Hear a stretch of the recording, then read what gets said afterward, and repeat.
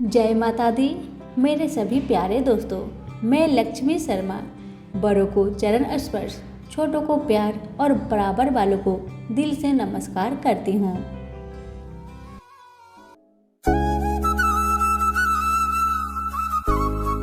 आज की वीडियो में आप सभी सुनेंगे धर्मराज जी का व्रत और कहानी मकर संक्रांति के लिए।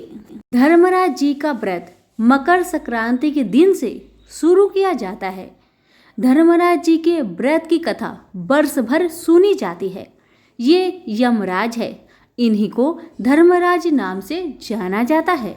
माना जाता है कि जिस घर में स्त्री या पुरुष धर्मराज की कथा को श्रद्धा पूर्वक प्रतिदिन पढ़ते या सुनते हैं, वे दुखों से मुक्त हो जाते हैं। मृत्यु के पश्चात उन्हें यमलोक के मार्ग में कोई कष्ट नहीं होता तथा शीघ्र ही उन्हें स्वर्ग तथा मोक्ष प्राप्त होते हैं। इसी कथा में व्रत विधि बताई गई है। आइए श्रद्धा और प्रेम पूर्वक सुनते हैं। कथा शुरू करने से पहले सभी प्रेम से बोले यमराज भगवान की जय। आइए अब सुनते हैं कथा। प्राचीन काल में बब्रुवाहन नामक एक राजा था। वह बड़ा धर्मात्मा और दयालु था। उसके राज्य में हरिदास नाम का एक ब्राह्मण था। हरिदास बड़ा तपस्वी था।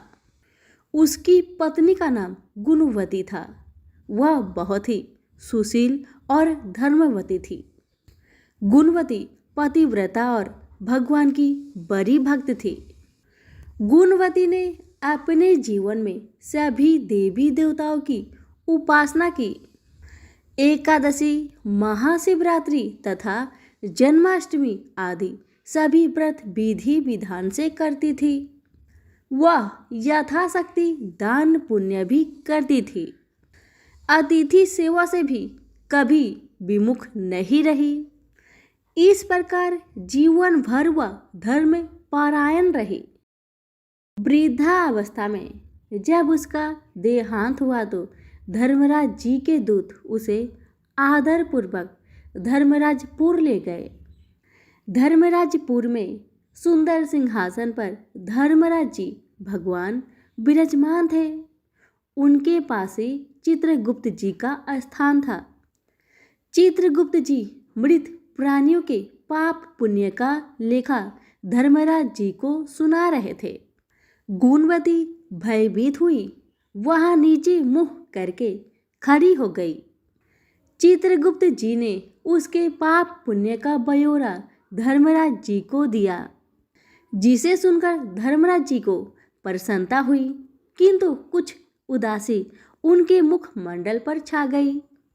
यह देखकर गुणवती ने पूछा, मैंने अपने जीवन में कोई दुष्कर्म नहीं किया, फिर भी आपके मुख पर उदासी क्यों है? कृपा करके बताए धर्मराज जी। धर्मराज जी ने कहा, हे देवी, तुमने सभी देवी देवताओं को व्रत आदि से संतुष्ट किया है, लेकिन मेरे नाम से तुमने कुछ भी पूजा पाठ या दान पुण्य आदि नहीं किया। यह सुनकर गुणवती ने धर्मराज जी से क्षमा याचना की और कहा कि मैं आपकी उपासना नहीं जानती थी। कृपा करके वो उपाय बतलाए जिससे सभी मनुष्य आपकी कृपा के पात्र बन सके। यदि मैं आपके मुख से आपके भक्ति मार्ग को सुनकर मृत्यु लोक वापस जा सकूं तो आपको संतुष्ट करने का प्रयास अवश्य करूंगी। धर्मराज जी ने बताया, मकर संक्रांति के दिन जब सूर्य भगवान उत्तरायण में प्रवेश करते हैं, उस दिन से मेरी पूजा शुरू करनी चाहिए। पूरे 1 साल तक मेरी पूजा करें और मेरी कथा सुने। एक दिन भी पूजा या कथा छूटनी नहीं चाहिए। साथ ही धर्म के इस 10 नियमों का पालन करें। पहला, धृति अर्थात धीरज रखना तथा संतुष्ट रहना। दूसरा, क्षमा करना और मन को बस में रखना।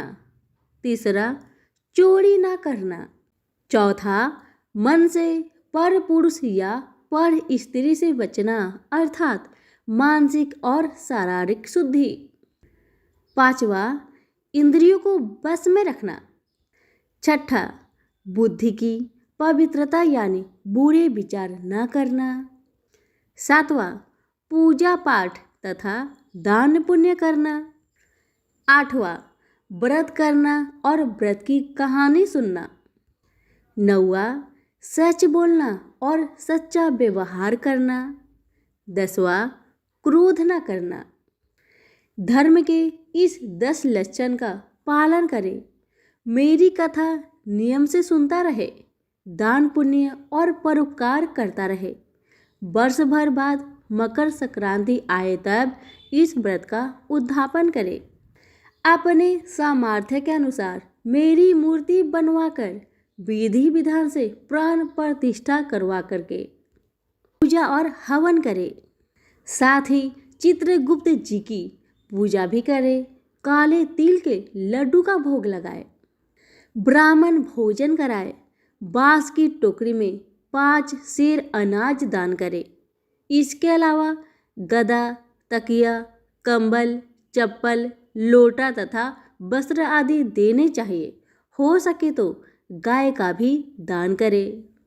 धर्मराज जी की बातें सुनकर गुणवती ने विनती की, हे प्रभु, मुझे फिर से मृत्यु लोक में जाने दे, जिससे मैं आपके व्रत को करूं और इस व्रत का प्रचार भी लोगों में कर सकूं। धर्मराज जी ने इसके लिए अपनी सहमति दे दी। गुणवती वापस जीवित हो गई। उसके शरीर में जान आ गई। वह उठकर खड़ी हो गई। उसके सभी परिवारजन बड़े प्रसन्न हुए। गुणवती ने धर्मराज जी वाली सभी बातें अपने पति को बताई।